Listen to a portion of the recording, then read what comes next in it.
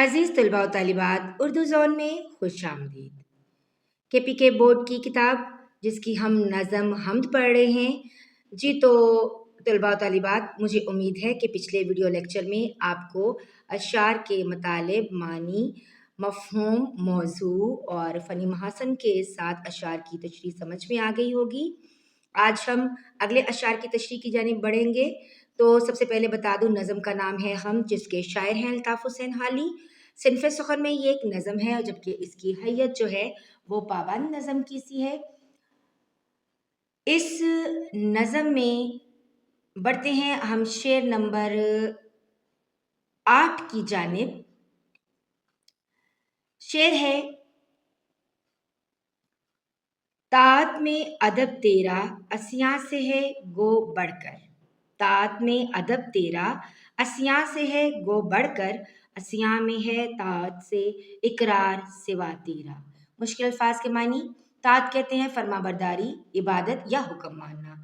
अदब यानी एहतराम, इज्जत। असियाँ कहते हैं नाफरमानी या गुनाह या सरकशी।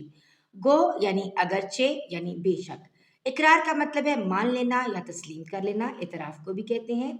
सिफा का मतलब है ज़्यादा, बढ़कर या इसके अलावा।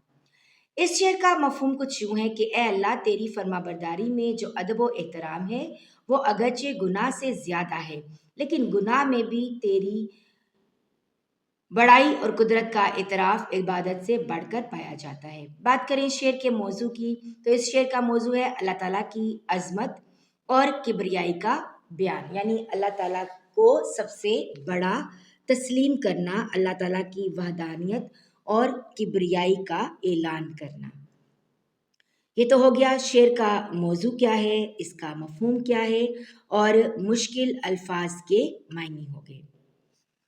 बेटा इसके अलावा इस शेर में चंद फ़नी महासन भी मौजूद हैं, तो एक नज़र इस शेर के फ़नी महासन देख लेते हैं। इस शेर में सनत तज़ाद का इस्तेमाल किया गया है। देखें, तात और असियाँ के अल्फाज में तज़ाद पाया जाता है। इसी तरह सनत तकरार का इस्तेमाल है, यानी तात और असियाँ की तकरार से हुस्न पैदा हुआ, यानी वो अल्फाज जो बार बार रिपीट होते हैं। हुस्न अकीदत यानी अल्लाह ताला की तारीफ और अकीदत का इजहार किया गया है। फिर इसमें जो सादा और बलीग अंदाज इस्तेमाल किया गया है, बलीग कहते हैं बेटा कम अल्फाज में गहरा मफहूम बयान कर देना। फिर इस शेर में मौसीकियत का बयान है, यानी शेर को अगर हम देखें ना, तो शेर में रवानी और नगमगी पाई जाती है, यानी शेर में रिधम जो हम कहते हैं ना, तो इस शेर में जो है ये इसके फ़नी महासन थे, यानी इसमें सनत तज़ाद, सनत तकरार, इसके अलावा जो है सादा और बलीग अंदाज का इस्तेमाल किया गया है। अब बढ़ते हैं इस शेर की तशरीह की जानिब।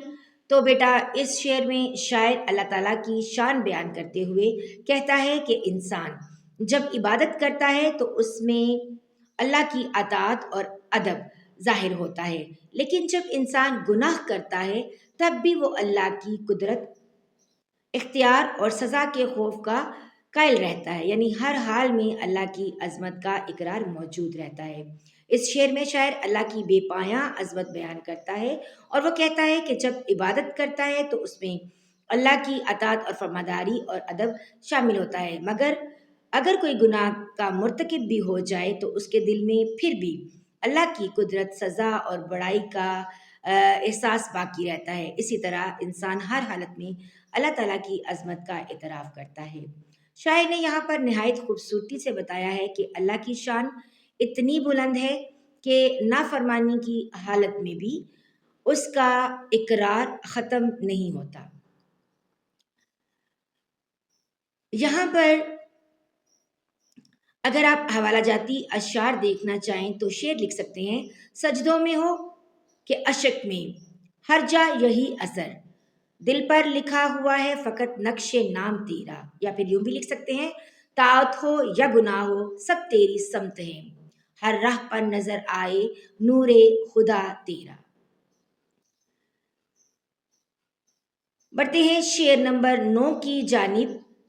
आफाक में फैलेगी कब तक ना महक तेरी, आफाक में फैलेगी कब तक ना महक तेरी, घर घर लिए फिरती है पैगाम सबा तेरा। الفاظ معنی دیکھتے ہیں.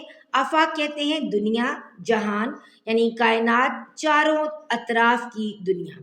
پھیلے گی کا مطلب ہوتا ہے منتشر ہوگی یعنی عام ہوگی. مہک کہتے ہیں خوشبو کو یا خوشبودار تاثر کو بھی کہتے ہیں. صبا یعنی ٹھنڈی ہوا جو صبح کے وقت کی ہوا ہوتی ہے. پیغام کا مطلب ہوتا ہے کوئی خبر لانا، کوئی پیغام یا کوئی پیغامات جو ہیں ایک سے بڑھ کر، پیغام کی جمع پیغامات ہوتا ہے.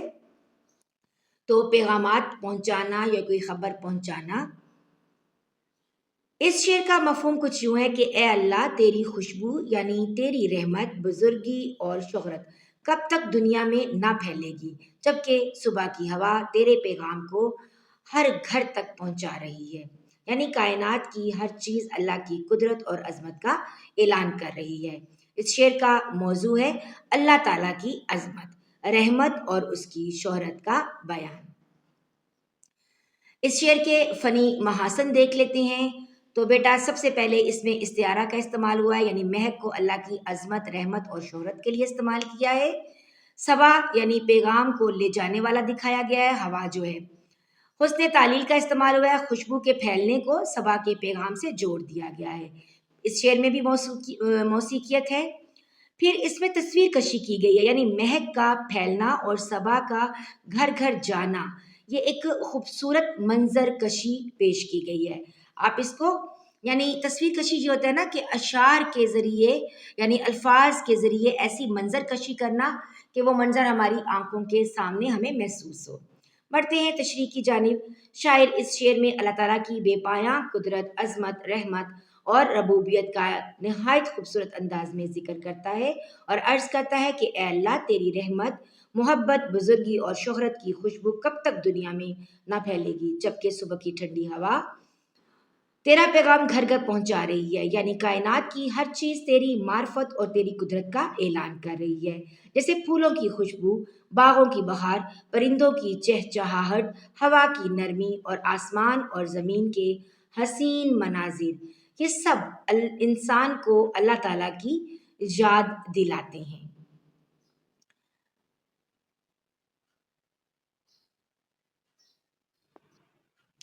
معرفت کا مطلب ہوتا ہے اللہ تعالیٰ کو پا لینا. یہاں پر شاعر نے مہک کو اللہ کی رحمت، ہدایت اور نیکی کے اثرات کے لیے بطور استعارہ استعمال کیا ہے. جیسے خوشبو خاموشی سے ہر طرف پھیل جاتی ہے، اسی طرح اللہ تعالیٰ کی رحمت اور اس کی پہچان بھی پوری طرح دنیا میں پھیل رہی ہے. یعنی صبا جو صبح کی ہوا ہے وہ اس کو پیغام رساں بنا کر پیش کیا گیا ہے جو ہر گھر میں اللہ تعالیٰ کی قدرت کی خبر پہنچا رہی ہے. اس سے مراد یہ ہے کہ فطرت کا ہر منظر انسان کو اپنے خالق کی طرف متوجہ کرتا ہے.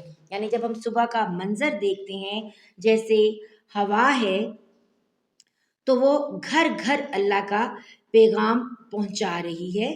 یہ جب ہم منظر دیکھتے ہیں تو قرآن میں بھی اللہ تعالیٰ نے ارشاد فرمایا ہے بے شک آسمانوں اور زمین کی پیدائش میں اور رات اور دن کے بدلنے میں عقل والوں کے لیے نشانیاں ہیں. سورہ آل عمران میں کہا گیا ہے. اس آیت سے معلوم ہوتا ہے کہ کائنات کی ہر چیز اللہ تعالیٰ کی قدرت کی دلیل ہے. شاعر نے بھی اسی حقیقت کو اپنے شعر میں بیان کیا ہے کہ دنیا کا ذرہ ذرہ اس کی عظمت کی گواہی دے رہا ہے. یعنی اگر ہم قرآن کے حوالے سے دیکھیں تو عقل والوں کے لیے اس میں نشانیاں موجود ہیں. اسی طرح ایک حدیث مبارکہ کا مفہوم ہے کہ اللہ تعالیٰ خوبصورت ہے اور خوبصورتی کو پسند فرماتا ہے. اس حدیث سے معلوم ہوتا ہے کہ دنیا میں جو حسن، خوشبو، خوبصورتی اور دلکشی نظر آتی ہے وہ سب اللہ تعالیٰ کی صفت جمال کا مظہر ہے. جیسے پھولوں کی مہک ہو، ہوا کی لطافت ہو اور قدرت کے حسین مناظر، یہ سب اسی کی قدرت کا عکس ہیں. عکس کہتے ہیں پرتوں کو یا شیڈو کو، ٹھیک ہے، یا بالکل same to same as it is جو ہم کہتے ہیں نا اس کو ہم کہیں گے عکس. ٹھیک ہے بیٹا، اس شعر میں شاعر یہ کہنا چاہتا ہے کہ اللہ تعالیٰ کا پیغام صرف کتابوں یا زبانوں تک محدود نہیں ہے بلکہ پوری کائنات اس کے وجود، اس کی قدرت اور اس کی رحمت کی گواہی دے رہی ہے. انسان اگر غور کرے نا تو ہوا کے ہر جھونکے، پھول کی ہر خوشبو اور فطرت کے ہر منظر میں اسے اپنے رب کی پہچان وہ حاصل کر سکتا ہے۔ یہی اس شعر کا مرکزی پیغام بھی ہے، یعنی اس کا موضوع بھی یہی ہے۔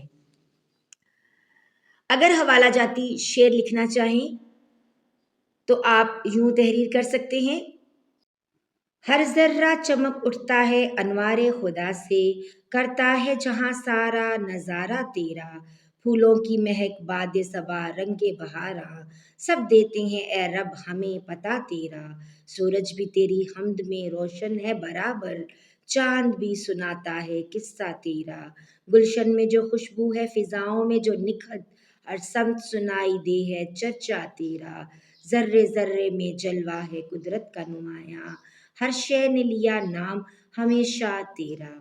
تو بیٹا یہاں پر ہمارے 9 اشعار کی تشریح مکمل ہو گئی۔ ملتے ہیں نئے ویڈیو لیکچر کے ساتھ، تب تک کے لیے اجازت دیجیے، دعاؤں میں یاد رکھیے گا۔ اللہ حافظ۔